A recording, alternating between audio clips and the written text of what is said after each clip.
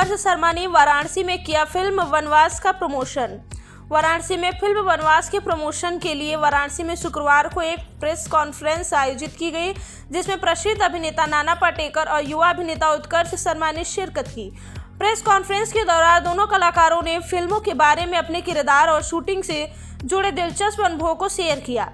नाना पाटेकर ने फिल्म वनवास के बारे में बताते हुए कहा कि यह फिल्म सिर्फ एक कहानी नहीं है, बल्कि समाज के लिए एक अहम संदेश भी है।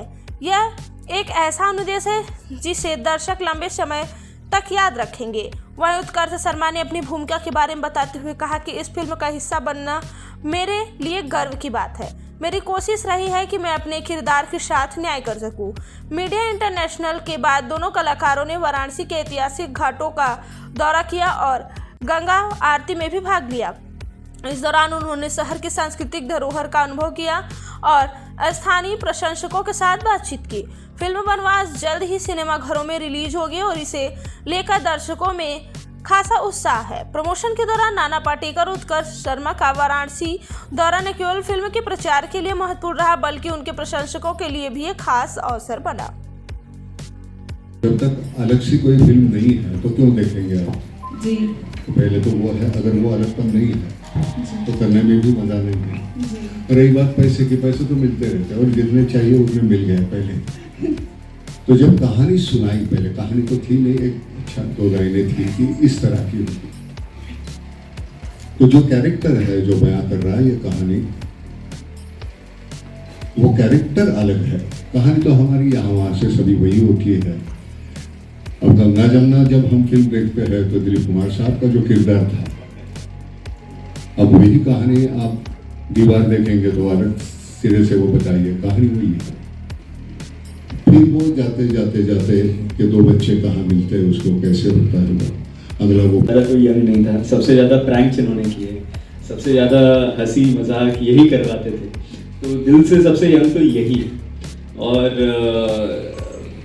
सर का भी जो स्टोरी सुनने का और कैरेक्टर समझने का जो स्ट्रेंथ है, वो सारे जनरेशन्स को ट्रांसेंड करता है। ओल्ड, यंग, मिडिल जो भी है सबको ट्रांसेंड करता है। मेरी तरफ से मैं बस इतना कहना चाहूँगा कि ये फिल्म जो फैमिली फिल्म्स होती हैं हमारे देश का एक ओरिजिनल जॉनर मैं मानता हूँ। आपको हॉलीवुड में ये नहीं मिलेगा, आपको यूरोपियन सिनेमा में नहीं मिलेगा, बट आपको इंडिया में 20s से मिलेगा। तो और हर दशक में 2 दशक में एक आती है फैमिली फिल्म जो अलग अलग जनरेशन्स को एक साथ बांध देती है, चाहे वो राजेश खन्ना जी की अवतार हो, चाहे वो बागबान हो, चाहे वनवास हो।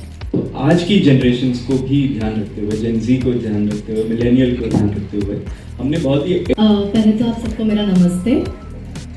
और गदर में अगर आपको पता होगा मैंने गाना किया था चल तेरे इश्क में, जो कि बहुत ही डिवाइन लव पे गाना था और बहुत ज़्यादा उसमें नज़ाकत और वैसे सब था। और जब गीली माचिस मैंने सुना, वो एकदम ही इसका ऑपोजिट है। और ये मेरा पहला आइटम नंबर तो नहीं बोल सकते, बट सॉर्ट ऑफ वैसा कुछ है। और इतने सारे डांसर्स, इनके बीच में डांस करना था तो थोड़ा डिफिकल्ट ज़रूर था मेरे लिए। बट जब ऐसे को एक्टर होते हैं, नाना सर ने भी मेरे साथ डांस किया है, हमने देखा है लास्ट तो में गाना सुनी, बस हो गया।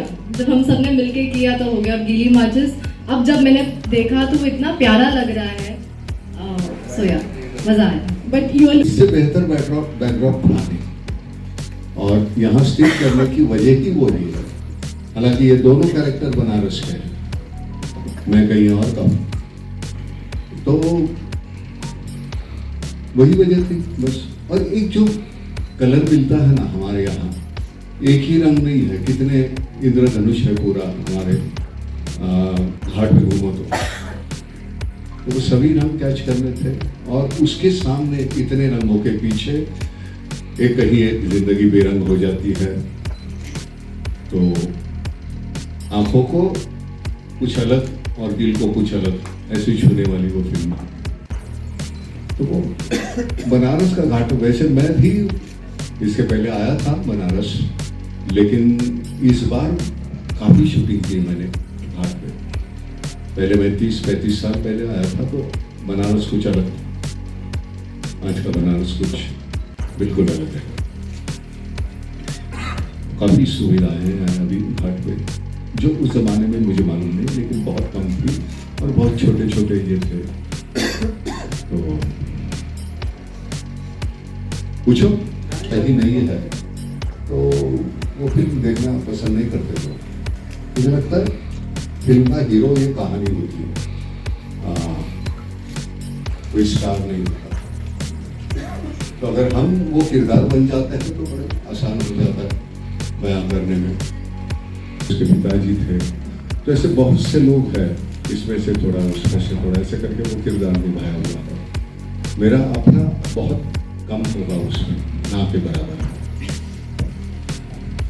नाना साहब थोड़ी फिल्म के बारे में बता दें ताकि हम लोग। हम बिल्कुल नहीं बताएंगे फिल्म के बारे में, ऐसे फिल्म के बारे में बताएंगे। आखिर क्यों देखने जाए ये तो बता दें। नहीं, आप ट्रेलर देखो, उसके आप अनुमान लगा दो क्या है फिल्म के बारे में, नहीं ऐसे बाकी कुछ पूछो। इस फिल्म के जरिए दर्शकों से क्या कहना चाहेंगे?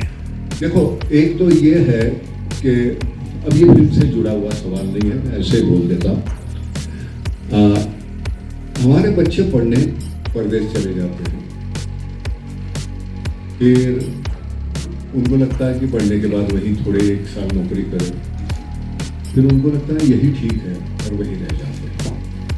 तो मैं, ये सही है गलत है मुझे नहीं मालूम, मेरे हिसाब से गलत है।